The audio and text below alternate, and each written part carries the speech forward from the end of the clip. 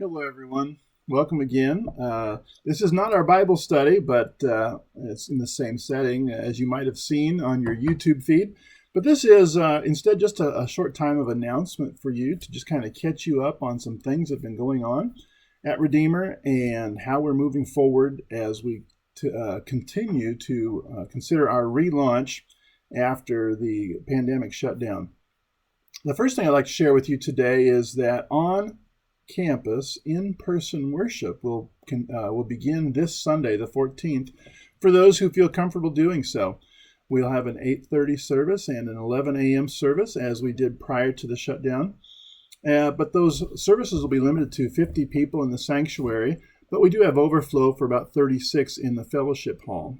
So if you go online to sign up on the Sign Up Genius and find that your preferred time for worship is full, you may still come, but just know that you'll be seated perhaps in the narthex or in the fellowship hall.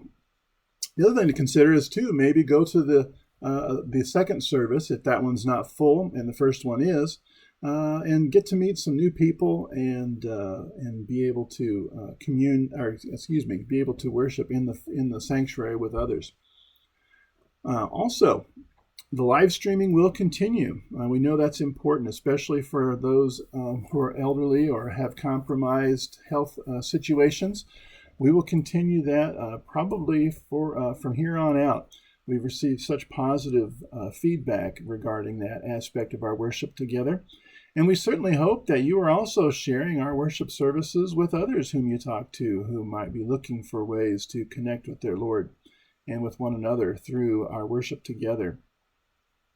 We are going to be live streaming actually the 8:30 service going forward, so that service is available a little earlier in the day. We've also heard that request from a few folks.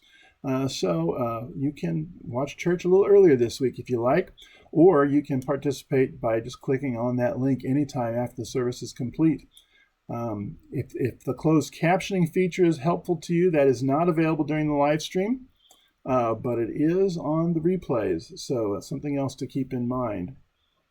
If you are coming to worship on Sunday, there are a few things to keep in mind. As I said, if it's possible for you to register on the Sign Up Genius, please do so, because we'll actually be making a seating chart on Saturday where to fit everybody, so we can maximize the number of people in the room, yet at the same time maintain social distance to try to keep each other healthy. Also, you'll also get an email on Saturday morning, which will include a few questions we'd like you to ask, or answer, I should say, before you come. And it'll also serve as our attendance record for the day, and a parish nurse or another of her assistants will be here to take your temperature and record that for us. Also, we'd ask that you would circle the names of those on your attendance sheet who will be communing. That would be very helpful for us. If you forget to bring it or don't get the email or whatever, no worries. We'll have extra copies available for you when you pull into the driveway. There will be elders or ushers at two different driveway entrances, one off of Alta Lane and one off of Sheridan, and you'll see some other signage too, so that we can control that traffic flows to get everybody what they need in terms of those sheets. So your normal entrance may be a one-way exit only, but no fear, you can still get into this parking lot just fine. Also, we'll have part of the front driveway blocked off for our fellowship time, so be looking at the signs there to see which direction traffic flows. The handicap spaces will all be open and available as well, so no problems there. Social distancing will be observed at communion by doing it in continuous fashion like you've seen us do on holidays and other large attendance events. We would ask you, though, that as you receive the host and the wine, the body and the bread, the blood and the wine, that you would, after you receive it, take a step to the side as you remove your mask to eat and drink of the sacrament. So that we're not breathing or accidentally coughing on the paten which holds all the bread or the tray that holds all the wine. And we'll put little X marks on the carpet as a reminder for you as well. Speaking of masks, please bring a mask if you would.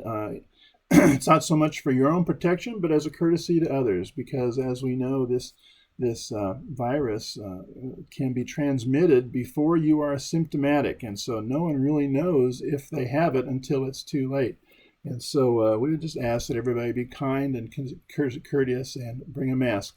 We do have masks available that one of our members has graciously created and sewn with loving care. We're happy to give to you should you not have one or forget to bring yours. Also, the service will be a little different in that we will have no singing during the service, but we will have music provided by pre-recorded singers from our church, as well as the organ. We're doing this until we can get more data points about how singing might affect the community spread of the virus. Physiologically, when we sing, especially when we sing loudly, we put a lot more water vapors out into the atmosphere. And the types of vapors and where they come from in our lungs are where a lot of the virus resides. And so the initial physiology of things would indicate that that would be a good way to spread the virus.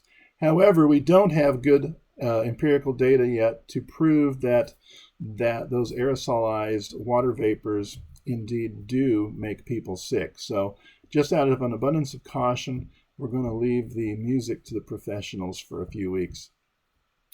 Lastly, no one is required to come to worship. That's, of course, the case anytime. It's part of our free will and part of our exercise of our faith. But we don't want anyone to feel like you should be pressured to come, especially if you're elderly or if you have those compromised immune systems or other conditions which might make catching the virus especially dangerous and deadly. We want to care for one another. That's the first and foremost command of the fifth commandment, to thou shalt not kill, would be to take care of one another. Similarly, if you see others who obviously have a different opinion than you, perhaps you're not really worried about the pandemic or the virus, and you might think some of these measures are overblown, or maybe you're on the other end of the spectrum and just can't see how or why we're doing these things already so soon. Please be gracious toward one another. Understand that each of us is at a different place and comes from a different background as to why we have come about at these various opinions. And be understanding of one another, supportive of one another, and at the same time come together as we worship one another in God's grace and His mercy. Let His example of love be our practice put in place. Well, that's all I have for you today on this topic. I invite you to come to our worship this weekend or watch it online. If you either way, bring a friend, invite someone to share the good news of Jesus with you this week. That's all I have for today. We'll see you soon. God's blessings, and may His peace be with you today and always. Goodbye.